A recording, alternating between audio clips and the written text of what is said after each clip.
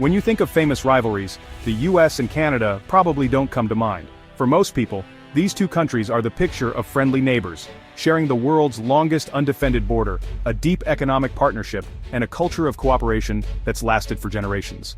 For decades, the relationship was defined by trust and mutual benefit. Leaders from both sides would meet, shake hands, and celebrate the seamless flow of goods and people across the border. Trade agreements like NAFTA made it easier than ever for businesses to thrive on both sides, and the border was more a symbol of friendship than division. But in 2018, everything changed. President Trump, determined to shake up the status quo, cited national security as a reason to impose steep tariffs on Canadian steel and aluminum.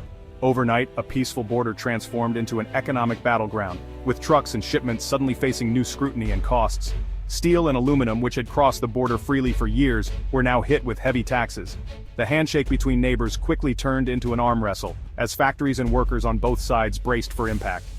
Trump's America First approach accused Canada of taking advantage of the US through unfair trade practices. He tossed out the old rules, insisting that American industries needed protection, even if it meant upending decades of cooperation and trust.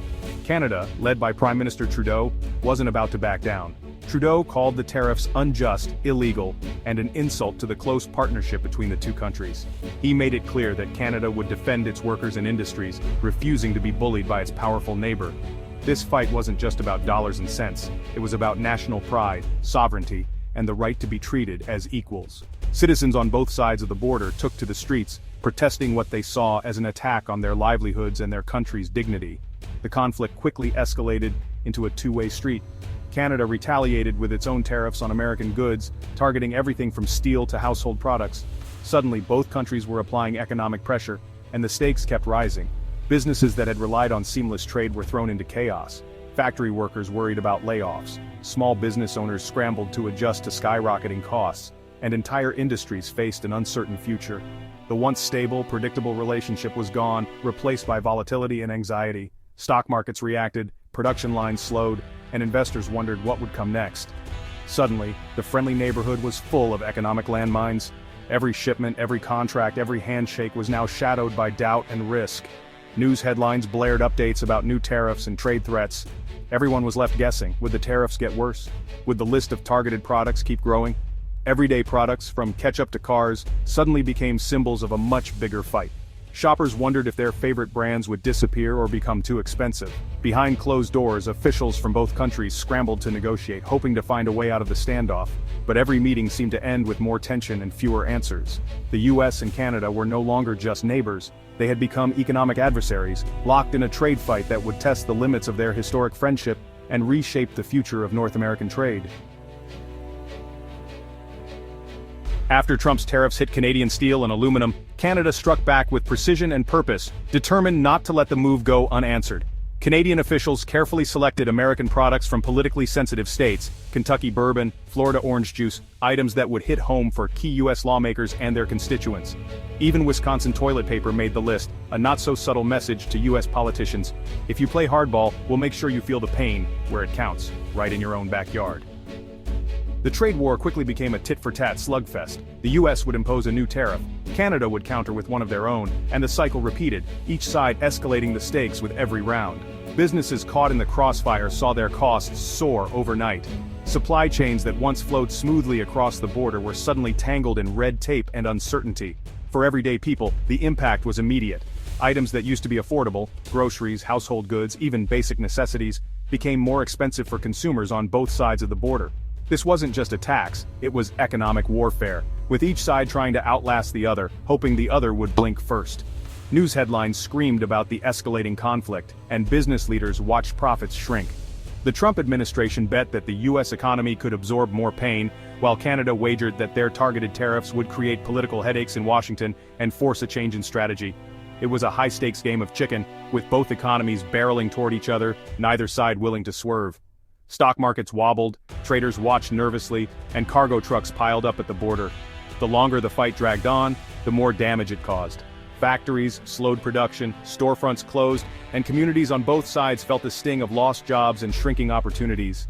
Uncertainty became the new normal. One day a product was tariff-free, the next it was slapped with a 25% tax. Business owners scrambled to keep up, never knowing what new rule would hit them next. Planning for the future became almost impossible. Businesses couldn't invest, expand, or even hire with confidence, as the rules of the game kept changing without warning. The trade war was no longer about who was right or wrong, it was about the real, tangible economic harm being done to families, workers, and entire communities. What started as a playground argument between leaders had become a bruising brawl, spilling out into the streets and legislative halls, with citizens and politicians alike caught in the fray. In the end, no one was winning. Everyone was getting hurt. The escalation seemed endless, with the only certainty being more pain for both nations and no clear way out in sight. Just when the trade war seemed maxed out, Canada threatened a $190 billion trade barrage. That's not a warning shot, it's an economic earthquake. The US and Canadian economies are deeply intertwined. A move like this would devastate American exporters and put jobs at risk. Canada's message was clear: we can raise the stakes too. The Trump administration, thinking it held all the cards, was forced to reconsider. Suddenly, the cost of continuing the fight looked much higher. For Trump, backing down risked looking weak, pushing forward risked real economic pain, especially in an election year. The threat fundamentally changed the dynamics of the conflict. It was no longer a theoretical debate, it was about real consequences for American workers and businesses. Canada's bold move made it clear there would be no easy victory. The trade war had reached a dangerous new level. Both sides now had something to lose. Politicians love to talk about the national interest, making big speeches about protecting jobs and industries. But for regular people, tariffs don't feel like a patriotic policy. They just mean higher prices at the checkout. Every trip to the store becomes a little more stressful, as families try to stretch their budgets further and further. Take that can of soup made with Canadian steel. It might look the same, but now it costs more, and that extra cost gets passed on to you, the shopper. Suddenly, even the basics start to feel like a luxury. Or consider an American-made washing machine. The price tag has jumped, not because it's better, but because tariffs have made the parts more expensive. For families needing a new appliance, that's a tough pill to swallow. In effect, tariffs act like a hidden tax on everything. You don't see it on your pay stub, but you feel it every time you shop, pay your bills, or try to save for the future. Sure, some US steelworkers cheered when tariffs were announced, hoping for more jobs and better pay. But for most workers in other industries, the trade war was a disaster that threatened their livelihoods.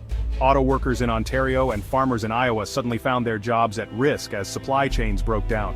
Factories couldn't get the parts they needed, and farmers lost access to key markets for their crops. Small businesses, already operating on thin margins, were hit hardest. Without the resources to absorb new costs, many struggled to keep their doors open. A Canadian furniture maker using American wood saw costs soar overnight, making it nearly impossible to compete or even break even.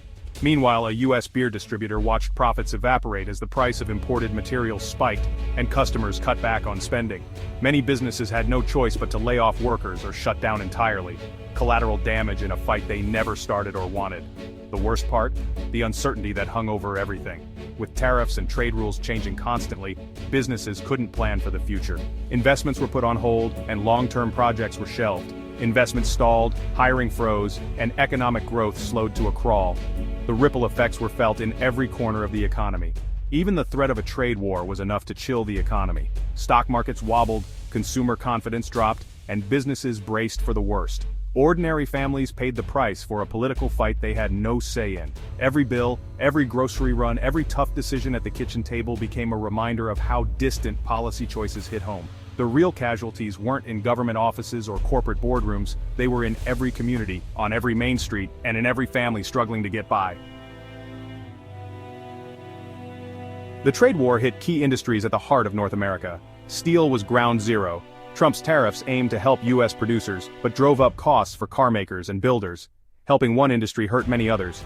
The auto sector showed just how connected the economies are. A single car might cross the border multiple times before it's finished. Tariffs on parts meant higher costs for everyone, making North American cars less competitive globally.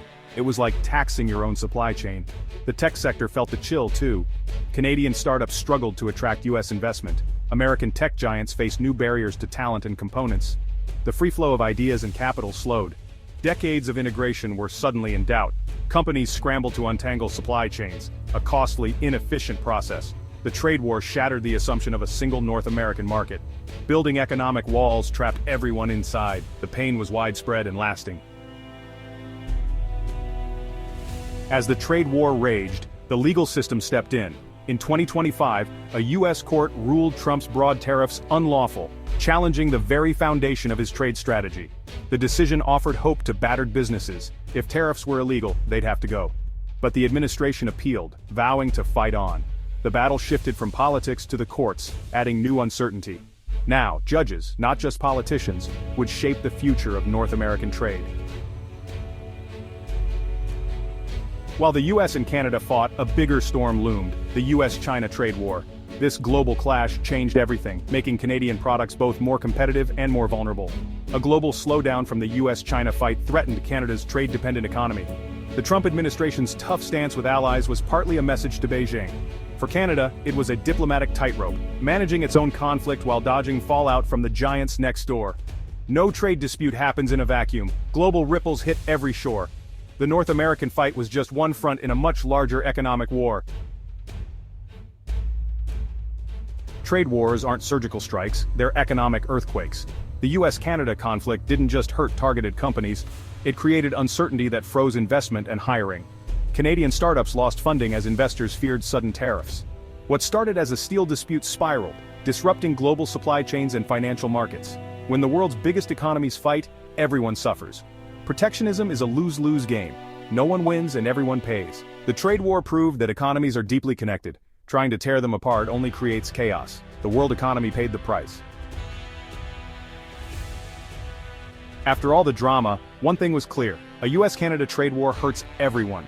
The partnership that built decades of prosperity was suddenly at risk. The only way forward is cooperation, not confrontation. Both sides must rebuild trust and return to negotiation. The best-case scenario: remove tariffs, restore stability, and let businesses thrive. The worst: endless tension and economic stagnation. The search for trade peace is about more than money. It's about restoring a historic friendship. The path is there, it just takes the will to walk it.